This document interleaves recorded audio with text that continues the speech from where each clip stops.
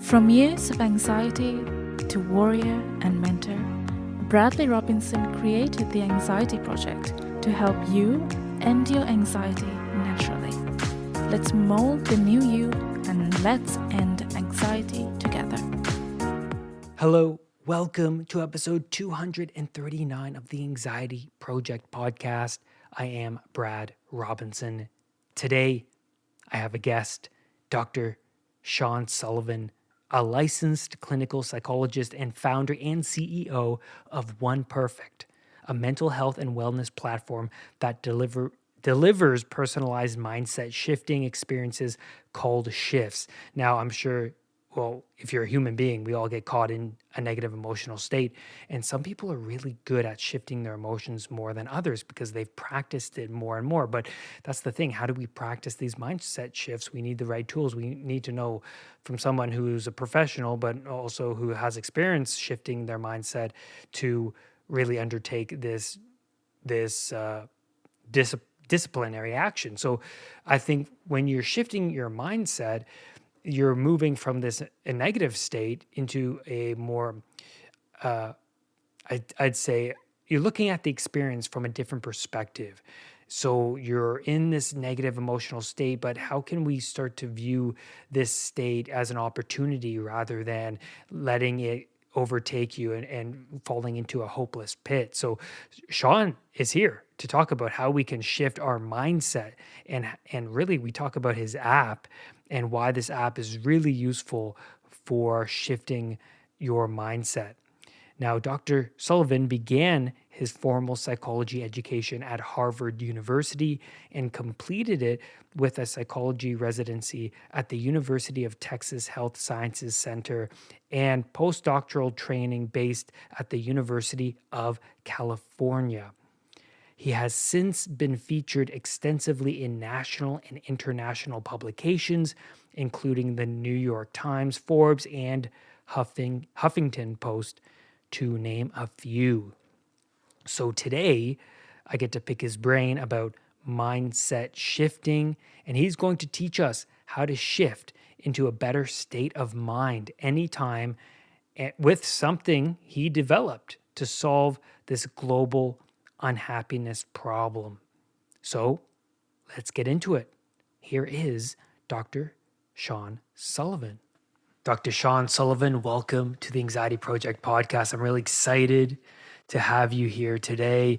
For everyone listening who doesn't know who you are, can you just please provide a little bit of background of what it is you do and how you got to the position you are in today and what you're doing today, currently? Yeah, I'll try to do that concisely. Let's see. So I'm a clinical. It's great to be here. Thank you for having me. I'm excited to chat with you a little bit about all this mental health related to anxiety, wellness related to anxiety, etc. I'm by training a clinical psychologist, and I've been at that for 20 years or so now with grad school and research and all that. My entry into psychology was through research related to applying how do we apply technology to psychology. So 20 years ago, there wasn't a lot in that field, but it seemed clear that technology would get better and better and it would be incorporated into psychology. And so I did my research on that while becoming a psychologist and beginning to treat patients and starting a practice. So I've had a practice for all of these years since. And in the meantime, have built a lot of technology products to support my patients in the practice, and then also sort of do it yourself tools for people. So that might be, one of the early ones was 21 days to master anxiety, 21 days to focus on happiness, tools like that. And that has evolved over time as I've learned largely from putting products out and seeing what worked and what didn't work. One of the main things I learned was that if people aren't using a technology product, it's not working, no matter how well it worked in the lab or how good the data is. And so I focused a lot in this last iteration, which hopefully we'll talk about today. It's called Shifts, a company called One Perfect. OnePerfectShift.com is where you can go to see it. And this is a tool that is really well engaged with. When people use it once, they continue to come back in general. And I think because it's a very specific and targeted tool. What it is, a shift is a short, typically digital experience that guides you through shifting into a better state of mind in 5 to 10 minutes anytime. And so you could identify, I'm feeling sad or lonely or frustrated or anxious or I can't sleep, which has a lot to do with anxiety often. Or I'm unmotivated even. You want to, maybe you're doing okay, but you want to really get into a good place. And within 5 to 10 minutes, the goal of this platform could be you get it on an app, could be that you get it on the web, but you're doing this digital experience and you're navigating into a better state of mind, closer to where you wanted to be. And as long as, I'm on the topic, what we found piloting this for the first 2 years with the biggest university system that I'm not allowed to identify publicly is that about 89% of people, almost 90% of people reported they were able to shift to a better state of mind just by using a tool for 5 to 10 minutes. And what that taught me as a psychologist, and maybe we can get into this more, is just that it's not that hard to do if you take your brain and your body through a sequence that works for you. So 5 to 10 minutes is enough for most people to make a shift to a better place, not to a perfect place, but to a better place. So Fascinating. that's where I am today, and I spent a lot of time focused on that company and that work, and then see some patients, and we use that research to inform the product as it develops. Mhm. So, as a clinical psychologist, through education, at one point did you come and realize or think about using technology as a tool for those suffering from anxiety? So, you took a lot of the science based approaches or already proven methods of shifting yourself mentally. And when was that moment for you? When did that click for you? And how did that come about where you're like, wait, technology, could we have that tool in our pocket? Could we implement like an app or something on our phone to like help people shift the Yeah. mind? So I'm not sure I could identify the exact moment, but I Mm, know a couple of the moments that led up to it.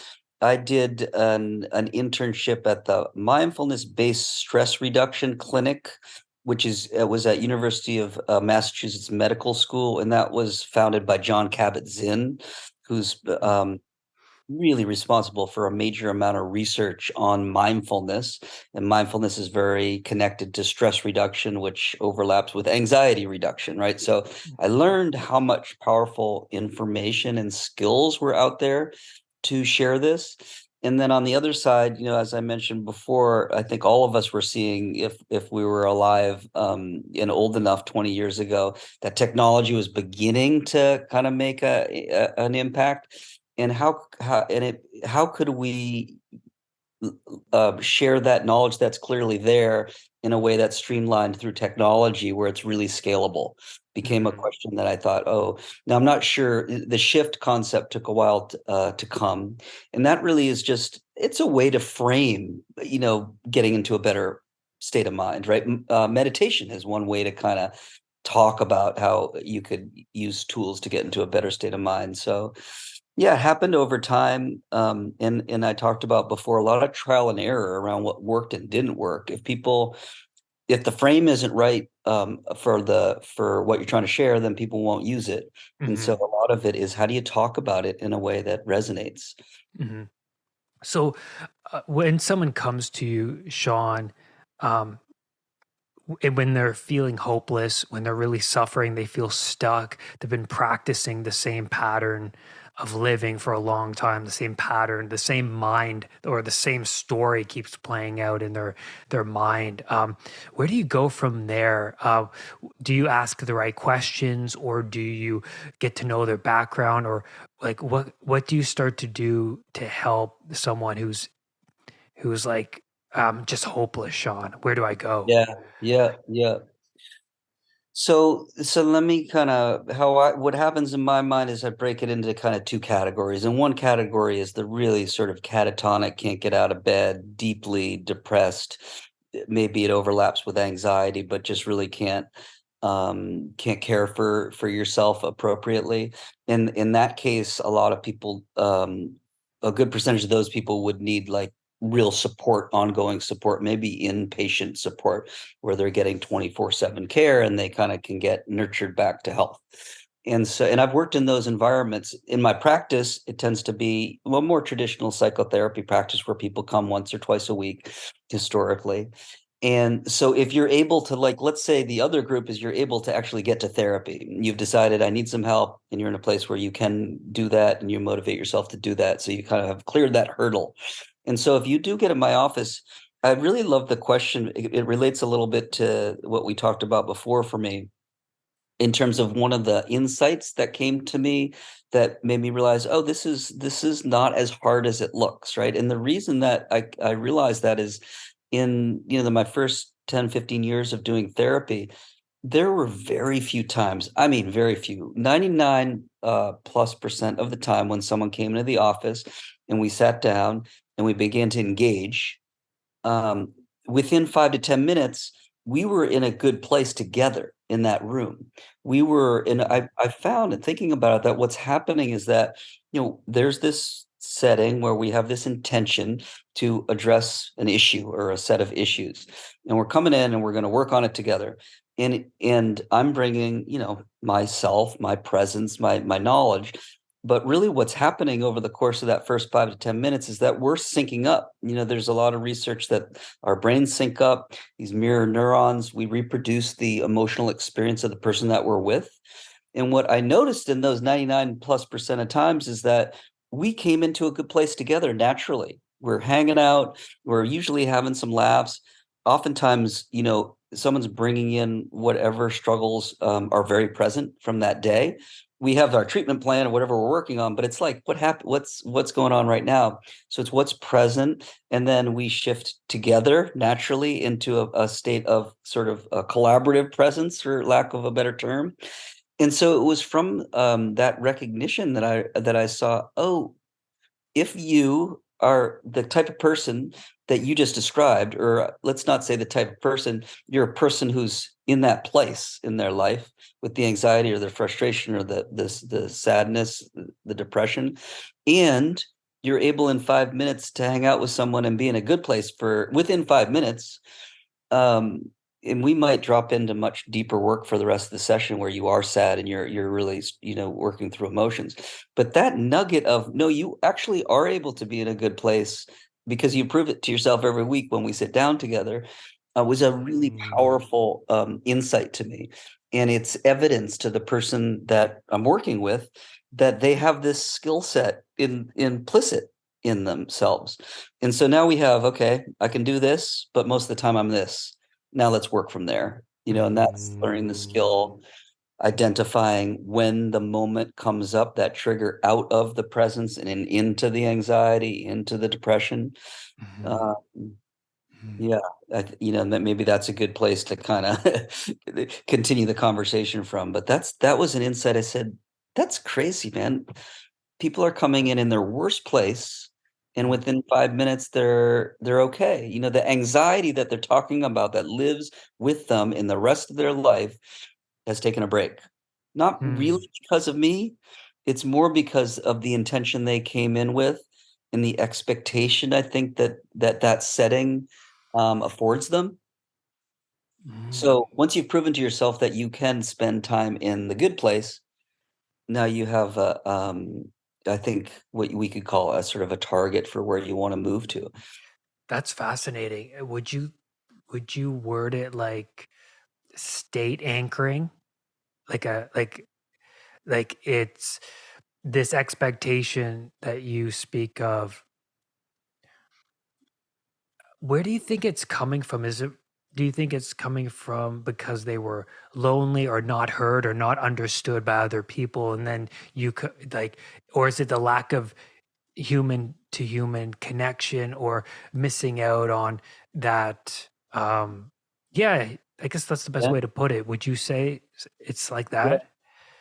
Yeah, so to me, the origin story for each of us is unique, and Mm, probably all of those things you just mentioned applies depending on the person's history. mhm, mhm, Um, but the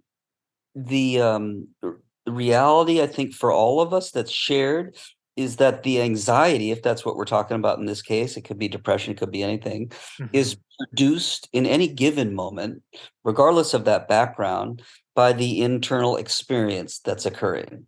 In the internal experience, as you know, but I'll kind of go into it a little bit for listeners, that entails the thoughts that are occurring inside you. It entails the images that might be associated with those thoughts, the old stories that get provoked, based on anything. For some people, that might be based on waking up in the morning, very, very persistent triggers to that state. So the term you used before, what was it, state anchoring or something? Yeah, yeah, Yeah, yeah, yeah. I think that really applies there. But the alternative of that experience of being present with someone, I think one way to think about it is that we come into our first 5 minutes together, we become present together. All of that inner experience that I just talked about totally shifts naturally. It gets silenced because your attention is focused on something new, a new context. And so that it's the beautiful part of that to me is that here you go. You have an environment and an experience that's totally counter to what's typical. And now the challenge is, okay, if I'm spending 24 hours a day roughly in my anxiety state and I get 5 minutes a week in this one, that's not a great balance. And so how do you move from there? But at least that nugget of insights that I can do this, I think is really, really important. And I'll just highlight what sits in front of that is saying to yourself, I believe, this can change enough that I'm gonna go get help. I'm gonna go talk to you or whomever. I know you work Absolutely. with a lot of people on this stuff. So the first step is I need to recognize this is a mutable situation, a changeable situation. Absolutely.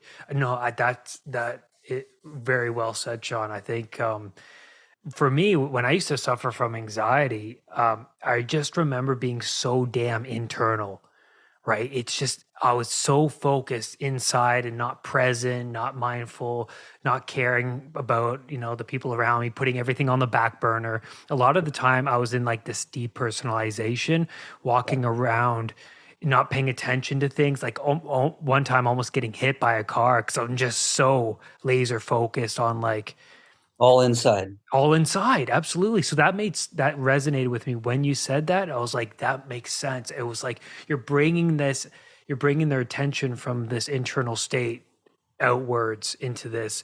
They're not thinking about themselves and they're not so consumed by the emotions. They're like, oh, we're interacting, we're relating, like look at me, look at you kind of situation. I think Yeah. that's yeah. Yeah, yeah, and I think the other piece of that in terms of going to get support is that this person's whole job and intention is to support you, Right. so you feel safer. You should. I mean, hopefully you do.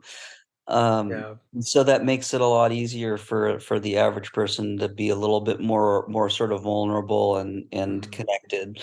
And you mentioned this before. Maybe we didn't even highlight it enough. Yeah, the connection with other people is a huge piece of bringing yourself from the inner world focus to the outer world focus. And I Mm. think you can do both and not be anxious, right? Your inner world can be a beautiful environment to play with ideas and play with. I mean, in the end, your relationships exist internally, right? Yeah. So when you're not with that person, they are replaying inside you.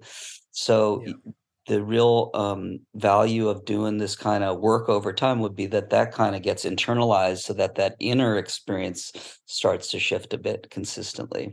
And to Absolutely. me, the bridge from one to the other is knowing that I have a skill, a tool, skill set, and some tools that when I'm in a bad place, which we all fall into, whether it's 24/7 or twice a week, that when that moment comes, we can recognize it, identify it, and then have the tool to as I talk about, shift it. Yeah. That no, I want to dive into the shifting aspect of it. Where do you begin with somebody? I guess two questions. One, could you please elaborate on the shifting? And then two, what could people do when they're not with you, when they're at home, when they're throughout the day, when they catch themselves in those states? That come up because they're so well practiced. Um, so yeah, those two questions: what Yeah, can you do yeah, at yeah. home, and what is shifting? Yeah, so again, shifting is a shift is how you learn shifting, right? And a shift is a short digital experience that guides you into a better state of mind. And Mm, and the way that it works, at least in the One Perfect Shift platform, is that you come into the app and you identify I'm feeling anxious or sad or lonely. And gotcha. then you, based on your history of using those shifts, you get a unique personalized shift served up to you, and it guides you to a better state of mind based on what you asked for. Uh, Mm, there's all sorts of tools that I start to turn nerd out on when I talk about this, but the ones that I love the most are in those tools, you're able to actually record your own voice so that when you do a shift, you can embed into it your best strategies that in your own voice that you've developed. And for a lot of people hearing their own voice is like off-putting actually for at the beginning. But if you can get to the point where you can articulate what works for you and basically create a shift for yourself, that to me is a indication that you really know clearly how to do this for yourself. And so it starts out with guided, and it tries to guide you into being able to do it for yourself in your own voice. So there's that, and then the reason that I'm talking to a lot of people about all this right now is that we're adding to this project a live component. So right now you come in and it's all digital, an audio experience or a video experience that guides you, but we're adding live shifters, right? So you would come into the app and say, I'm lonely. And then all the folks like yourself, for example, might show up as a profile and say, yeah, I want Brad to shift me because I resonate with him, or, maybe it's an audience member. I choose him. He appears live on my screen and he shifts me. And so part of the reason I think that's such a beautiful idea is sort of twofold. One is that we know that we talked about it already today, the human component is so big for, everything in terms of how we feel. And the second is that the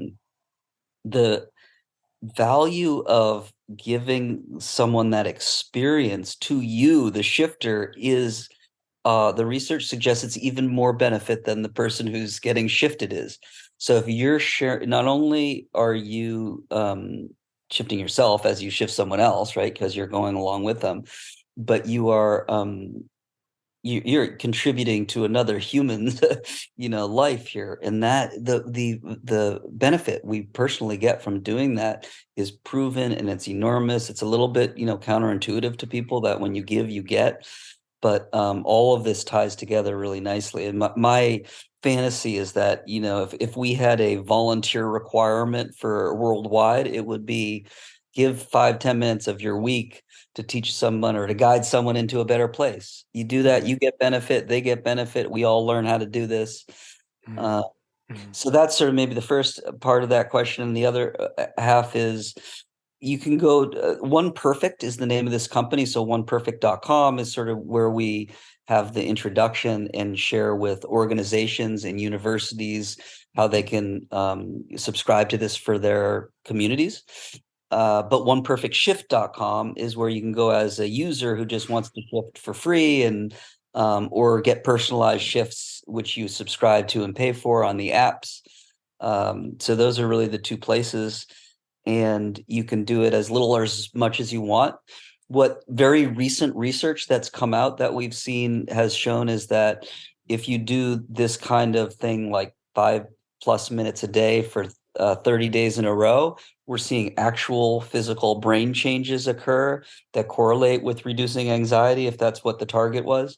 And so if you kind of want to understand how much you need to do to get an effect, that's one way to think about it. To me, the more, I think, accurate way to think about this stuff is it's not 30 days, it's like a lifestyle. And actually it should be something you really want to do, just in the sense of it feels good. You mm. feel better after 5 minutes, so why wouldn't you do it? And for me, I found it very difficult. Honestly, I've been at this for 25 years since the first time I learned to meditate, probably 30 years now that I think about it. I found it very hard to do longer meditation sessions consistently, and that's borne out in the data also. Most people don't stick with it for very long. But 5 minutes a day with, with your morning coffee or your tea, or maybe as you're transitioning at work from one meeting to the next, is doable. It is for me. I've incorporated it into my day as the starting place. So always first thing in the day, that's where I start. Um, I found one kind of example that resonates with people as you wake up on the wrong side of bed sometimes, um, and in order to maybe avoid continuing that for the rest of the day or it getting amplified, taking that 5 minutes is super helpful. We've just seen how if you do that, the cascading effects through the rest of your day, enormous. Mhm. So You're setting up momentum. And so you're recommending that periodically throughout the day, change the momentum of probably a negative state you're in, and it just switches, or it turns the page on that yep, emotion. That's yep. amazing. Yeah, I love putting it that way. You do it at the beginning of the day. I think that's ideal. If you can figure out how to identify those trigger moments when you're getting into a negative state, that's another moment to do it. Mm. Um, I think the biggest challenge we all have is that when those moments happen, whenever they happen, we don't feel like doing something like this. We don't feel like part of that feeling state is I'm stuck in this cycle of repetitive thought pattern, and I don't want to change that. You want is kind of a weird word there, but it's hard to do it right then. And so if you Mhm. get yourself to do it in those moments when you don't want to, I think that's the biggest skill set probably. Mhm. Mhm. Yeah. And so, any other techniques and tools, uh, Sean, that you help or you provide your clients with when they are battling depression, or there's too much in their life to grapple with? Any science-based strategies that you've learned studying, not Yeah. just from Harvard, but you went to the University of California. What have you learned? UCSF, yeah, the postdoc was based at UCSF, yeah. You know, any really radical changes in your clients in regards to the tools and strategies that you have in your tool belt? Yeah, so, I think that the evolution of my learning about this has come, of course, through the practice as you're talking about, but then, my personal, practice also. And what I think is foundational is that the capacity to shift into a better state when you want to is Mm, another way of what we call emotional regulation, right? Being able to regulate your emotional state. And so if you can learn this foundational skill for, you could call it wellness, personal wellness. If you have this skill, then all of the mental health issues that people have that are downstream from not being able to do that, you're mhm, really making a huge impact on that. So if you can just learn that one skill, and that's why with shifts, what we've focused on is meeting people where they are. So, you could be depressed one day mhm, and then lonely the next day. It might feel different, but it's coming from the same things that we talked about, the internal state. And so, what we're trying to do is meet people where they are. But to answer your question, it's that foundational skill, and it's not that you learn it once by doing it once. It's that you practice it mhm, until you feel confident with it. mhm, So I mhm, would say that that's the thing. This is not just a straight upward journey. It's a trajectory that's got, two steps forward, one step back, and but if you keep sticking with that particular learning that skill, practicing it, you're going to have some huge successes that kind of really move you forward and make you, I think, believe and see your life experience in ways that you can't until you are able to do that. Because when you know for yourself, for example, in any moment that I do know how to get into a better state of mind within 5 minutes, totally changes how you cope with that difficulty that you're in. Yep. Um, I think that's the biggest gift you can give yourself, is to get yourself to know that you can get yourself into a better place when you need to. Absolutely. Yeah. I did it the old school way. I wore an elastic band on my wrist. And whenever I was in a bad state, I would slap it against my wrist. It kind of like, oh, I'm catching myself. And then I project a positive image in my mind or a different dialogue, more of a rational dialogue, or, because we tend to treat ourselves, so much of society tends to treat themselves as someone they don't really care about, right? They talk to themselves in such a negative tone. So I really am excited about this this app, shifting app. I want to dive into how you use VR as a way to shift someone's fears and desensitize themselves. And that's really, really fascinating to me because I think that would be extremely useful.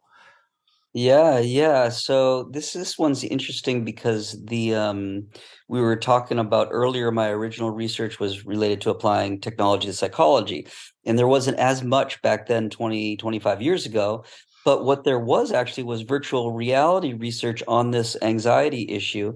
And that's largely because it was so expensive that the only folks that could do it were, large research institutions, and largely that included the military, and they were focused on how do we look at post-traumatic stress disorder from folks that have gone into typically into battle, and how do we help to treat them. And one of the nice things about anxiety, if you can use that word, in terms of the treatment models, is that there's a pretty specific treatment structure that works well for anxiety. Whereas that's not necessarily true for all of the other mental health disorders that you might have. There's a lot more maybe variability in the experience of depression than the experience of anxiety. And so the way that you would address depression is not as structured, and maybe we could even say linear. And what I mean by that, to address your question about how the VR is used in that scenario. And by the way, this shift technology is what we call 2D. So it's in an app, which is on your mobile phone. It's not in virtual reality, but I have worked in virtual reality for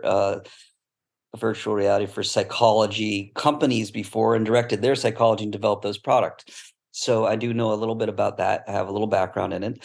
And so what you do is, the reason virtual reality works really well is what you're trying to do with someone who has anxiety that's triggered, by certain events, like maybe you developed a phobia of driving, or you have a phobia of heights, or a phobia of people, or whatever it might be, is that you want to get yourself to approximate that experience, but in a safe environment, in not a very intense version of the experience initially. And then as you're able to, like, for example, go into a virtual reality experience where you're driving, but you're alone on a side road, and eventually work your way into you're going over a bridge with all this traffic, you can slowly give those experiences, have the person work through them, get comfortable with this one, and then step up to this one, and then to the next one. And within not too long a time, you're seeing that you've totally shifted the experience for yourself if you're doing it, or for the Mm, person if you're the therapist. And so there's a lot of, and so in the military example, you're approximating the experience that's the scariest repetitively, and you're getting the person to a place where they're able to be in that experience, but also be present and able to process the emotions that are coming in a way that's constructive, as opposed to just spinning the spinning mind with all the thoughts and fears and flashing images and memories that constitute spiraling into anxiety. So mhm. I do believe, and there are some great companies out there now that have virtual reality for psychology, anxiety, particularly products. Public speaking has been around for a long time, where you can approximate the situation that terrifies you slowly.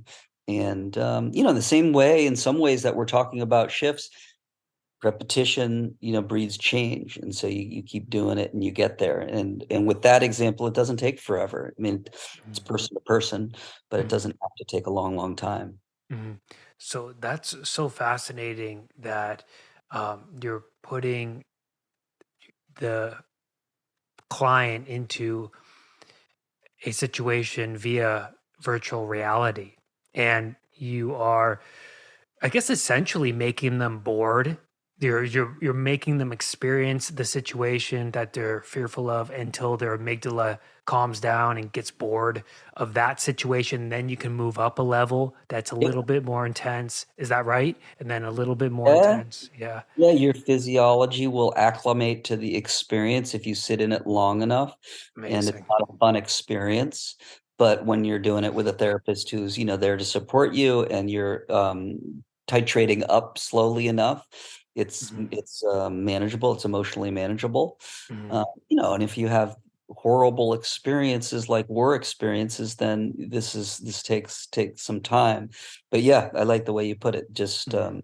you get bored, something like that, you're able to tolerate the experience in a way that's not triggering you. Mhm. Yeah. And so with the shifting, do you find that the clients get so good at it that they sometimes don't even pull out the phone because they pulled out the phone so many times, they implemented the strategies implemented by the application, and then they get to a point where they're like, "Oh, I just shifted there and I'm not using the phone." I think that's a brilliant point, Brad. Yes. I mean, That's 100%. that's For me, cool. that's how I live it now. I mean, the reality we both know is that the present moment is persistently here. It's always one moment away if you're not Yeah. there. And so to the degree that you can associate, and it's a great point, I think, because the virtual reality example really applies here. It's like once you've associated that solution with the solution, then you don't necessarily need to go through it. Now, that said, I think there's enormous value in spending extended, intentional, strategic time in presence just because you get so fed by clearing your mind of everything else. Uh, Mhm. but yeah, I think it gets to the point where it can be used really well to kind of immediately switch yourself. Mhm. Um, Mhm. but to me, it's so pleasant to kind of spend time in with the intention of being in the present moment with yourself alone for 5 minutes a day, which is so short, that it's worth doing either way. Mhm. Yeah, one way to ask that question to me is like, can this generalize to your life, the rest of your life? And it's a tough question to research around this stuff, but my experience is that yes, that is the trajectory of doing this work. I love that. I always want to ask the people I talk to what they are currently implementing or um, the habits that you are currently implementing, Sean, in your life that has really helped you to establish that mindfulness or that health and well being. Yeah, yeah. So I'm looking at myself on the camera here today and noticing the bags under my eyes, and I think that's partly because I was sick all weekend. And what I find is when I'm not well, that was physical. It could be emotional also. You slip into a tough spot. For me, that would happen maybe overnight. One of the real impetus for me of developing this stuff was not sleeping well overnight or waking up with spinning thoughts and couldn't get back to sleep. And you got to get up in the morning and it goes and goes. And really saying, I need to solve this problem. Like this, I don't want to live with this. And this seems solvable. And so both of those are examples of those moments when you're not doing well, and I turn to these tools in those moments. And so just a couple examples of when in my own life I would say that I use it, and I'm just so grateful that it's there because it wasn't there for me before until I knew it was a solution. And the other reason I think those are important to think about is that that's when your resources are lowest, right? You're feeling sick, you're not feeling capable of doing anything. The negative thoughts kind of emerge from the physical poor non-well-being. And same with overnight. You're actually, when you wake up in the middle of the night, all your resources aren't there. You're half asleep. You can't fight off these thoughts in the same way. But if you can learn in those moments to address them effectively, now you really, that you've learned something Mhm. that you can apply anytime. So Where do you think those thoughts are coming from? I know what you're saying. Like even for me, um, you know, getting up sometimes after a poor night's sleep, the mind instantly goes, "Oh no," or like, "Here we go. Like, how am I going to get through the day? I didn't get enough sleep." It kind of goes in that yeah, trajectory. Is it because human beings in general just have problem solving brains? It's like, oh no, how do I solve this problem of feeling bad? Or like, why am I feeling bad? Let's look inwards and see what's going on internally. And it starts to obsess over every little detail. Is it because of that? Is it because we just have problem solving brains? We go to the negatives all the time. I think that is most of the answer is that yes, we're structured to look for problems in the environment and to solve them. And so in in those moments, if you're lucky enough to have them when it turns off, your instinct is to still look for the next problem to solve, and so the silence doesn't really last, and, the Right. sad part of that, in some ways, is that it's a fear-based orientation to the world. It's like, there's a problem, even if it's not there, I'm gonna cycle through past problems to kinda make sure they're not there, and then, this all starts as a child when you learn through language, and as soon as you learn language, it's like you start thinking in thinking in language. But I think you're spot on. I've heard that talked about a bit, and I think that is the correct answer. It's that you're overtrained to do that. And some of the stuff we're talking about today is the training the other direction on it.